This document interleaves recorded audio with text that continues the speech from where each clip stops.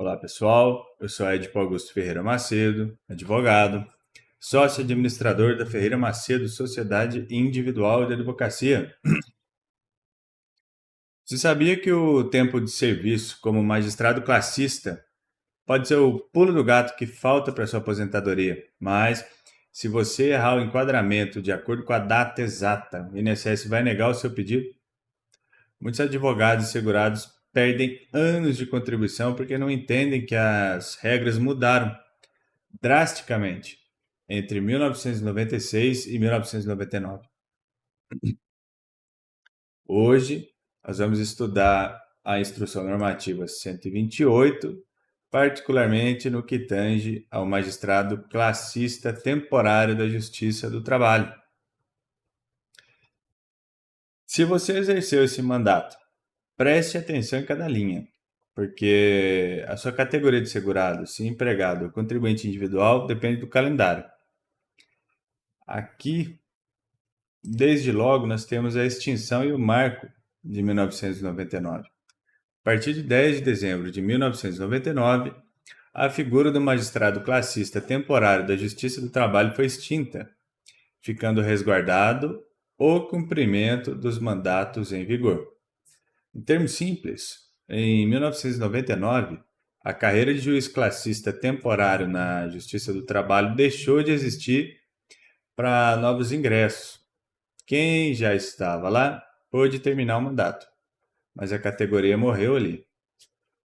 A estratégia aqui é observar que, embora extinta em 1999, o tempo exercido após essa data, desde que mandato vigente, ainda conta normalmente para a Previdência. Não aceite o descarte desse período residual. Adiante,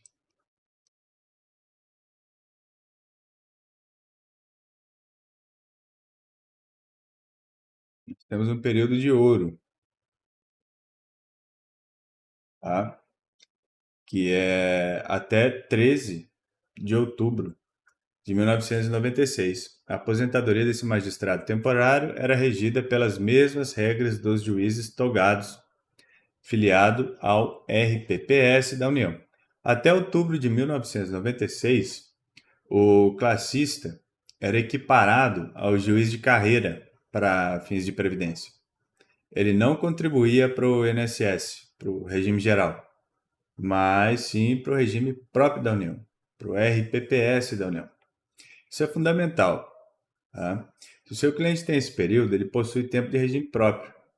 Para levar isso para o INSS hoje, você vai precisar de uma CTC, uma certidão de tempo de contribuição. Ocorre que há um período de transição aqui bastante confuso. Período de 14 de outubro de 1996 a 5 de março de 1997, esse magistrado temporário era vinculado ao RGPS, mantendo a mesma categoria de segurado obrigatório antes da investidura. Antes da investidura. Aqui o classista caiu para o INSS. A regra era, ele continuava contribuindo na mesma categoria que já tinha antes de ser juiz. Por exemplo, se era empresário, continuava como tal. E se ele já era aposentado por qualquer regime público, nesse período ele era enquadrado como autônomo, como contribuinte individual. E logo a seguir, no período de 6 de março de 1997 a 6 de maio de 1999, esse magistrado temporário era vinculado ao regime geral de previdência social como segurado empregado. Nesse intervalo de pouco mais de 2 anos, a lei disse: agora o classista é segurado empregado. Mas atenção aqui para a linha A.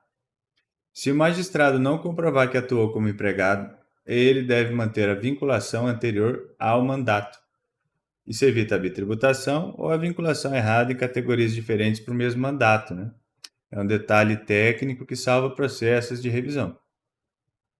E a regra atual, após 1999, No período a partir de 7 de maio de 1999, o magistrado temporário é vinculado ao regime geral de previdência, mantendo a mesma categoria, exceto se aposentado, situação na qual será enquadrado como contribuinte individual. De 1999 em diante, consolidou-se a regra. Você contribui para o INSS conforme sua origem. Se era autônomo, segue autônomo. Se era aposentado, vira contribuinte individual. Muitos magistrados da Justiça Eleitoral ainda se enquadram aqui. O erro comum é o órgão pagador não reter a contribuição corretamente, ou o segurado achar que por ser juiz eleitoral está em regime próprio. Não está. É regime geral de previdência social. E como vimos, o enquadramento do magistrado classista é um verdadeiro quebra-cabeça de datas.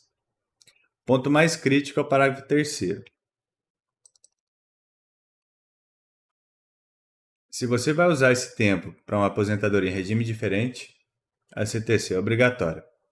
Sem o documento certo nos termos da contagem recíproca, o INSS vai simplesmente ignorar esses anos de trabalho. Se tem um cliente ou é um magistrado que precisa organizar essa história, eu posso te ajudar a identificar quais documentos faltam para sua CTC. Quer que eu faça uma lista dos documentos necessários para comprovar esses períodos de transição? Deixa aqui nos comentários. Se esse vídeo lhe foi útil, dê um like, se inscreva no canal, compartilhe e até a próxima.